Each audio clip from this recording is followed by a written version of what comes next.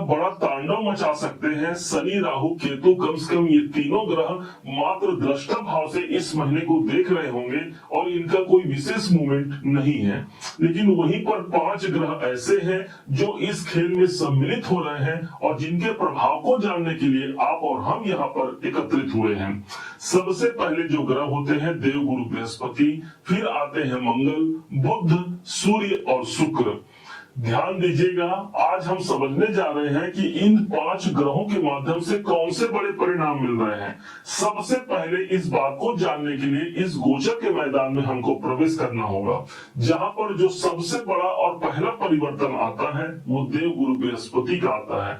ये वो गुरुदेव हैं जो आपके अपने मीन राशि के ही राशि के स्वामी बनते हैं और पिछले 12 साल बाद आज फिर से 18 अक्टूबर को ये अपने उच्च की राशि कर्क राशि में प्रवेश कर रहे हैं, जो कि ठीक आपकी राशि से पंचम भाव पर इनकी उपस्थिति बन जा रही है।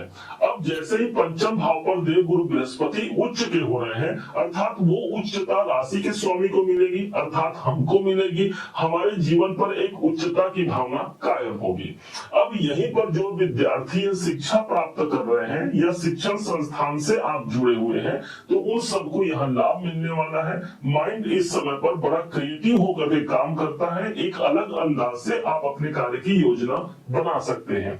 विशेष बात यह हो जाती है कि पंचम भाव पर गुरुदेव की उपस्थिति रहेगी और यहाँ से इनका जो प्रभाव रहेगा, पंचम दृष्टि जो रहेगी, वो सीधे हमको भाग्य के घर पर मिलेगी। अर्थात भाग्य का हमको साथ मिलना।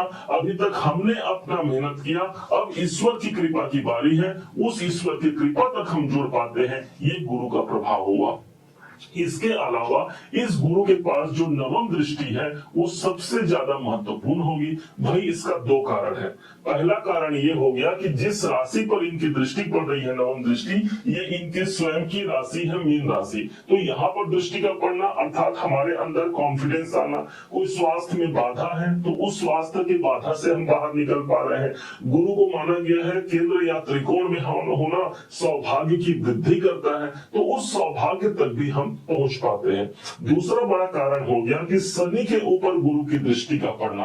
तो शनि यदि हमारे जीवन में विलंब ला रहे हैं, किसी कारण से पीड़ा ला रहे हैं, स्वास्थ्य में अशांति है, तो देव गुरु बृहस्पति की दृष्टि पा करके यही शनि कर्म के स्वामी है, हमारे कैरियर के लिए भी एक अनुकूल सिचुएशन को प्राप्त कराते हैं। अब यहीं पर जो दूसरे ग्रह होते हैं और वो है मंगल। एक सबसे पॉजिटिव सिचुएशन पर मंगल प्रवेश करने जा रहे हैं 27 अक्टूबर को। कारण क्या होगा, अभी तक मंगल सीधे हमको अष्टम भाव पर मिले और ये भी अपने सम शत्रु की राशि या सम मित्र की राशि पर थे। लेकिन 27 अक्टूबर को यही मंगल अपने खुद के घर पर आ जाएंगे। जब कोई ग्रह अपने स्वयं के घर पर होता है, उस ग्रह के पास बल बढ़ जाता है, अर्थात भाग्य के स्वामी भाग्य भाव पर उपस्थित रहेंगे। भाग्य उन्नति के लिए एक महत्वपूर्ण योग यहाँ से भी हमको मिल गया, अर्थात मंगल से मिल गया। मंगल को भूमि का कारक कहा जाता है। भूमि प्रॉपर्टी संबंधित कोई लाभ हो सकता है।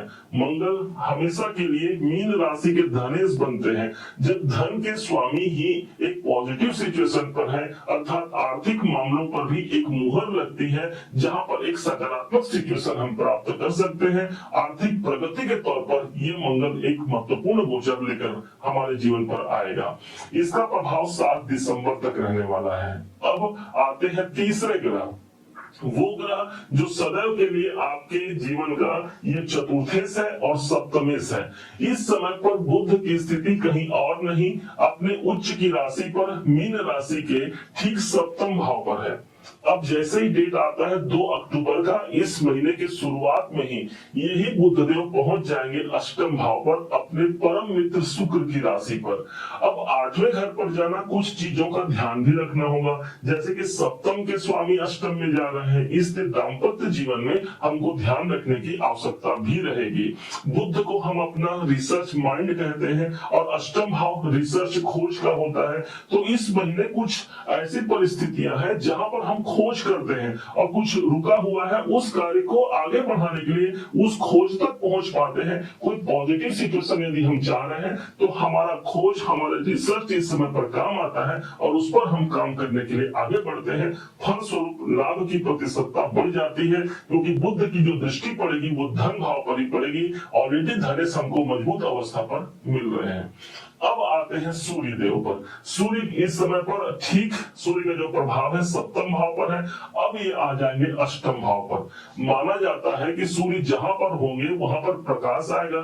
यदि हम रुकावट और परेशानियों को देख चुके हैं तो उसी भाव पर सूर्य आ रहे हैं, अर्थात रुकावट और परेशानियों पर प्रकाश आएगा, वहां पर उजाला आएगा। कोई पॉजिटिव सिचुएशन बनने का योग सूर्य के माध्यम से बनता है। परंतु कहा गया है कि सूर्य जब भी 7 नंबर की राशि पर जाते हैं तो वो नीच अवस्था पर आ जाते हैं। इस कारण से कुछ ध्यान देने की आवश्यकता भी रहेगी। विशेष तौर पर अपने सीनियर बॉस और अपने पिताजी के संग हमको अपने संबंधों को मधुर रखने की आवश्यकता भी रहेगी।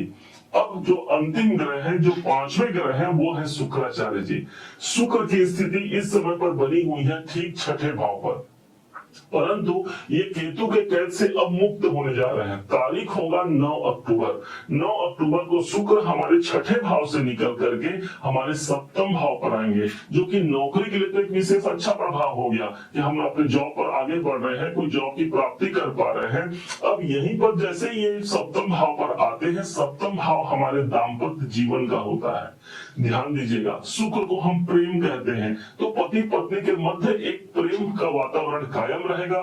दोनों एक दूसरे को समझेंगे, जानेंगे।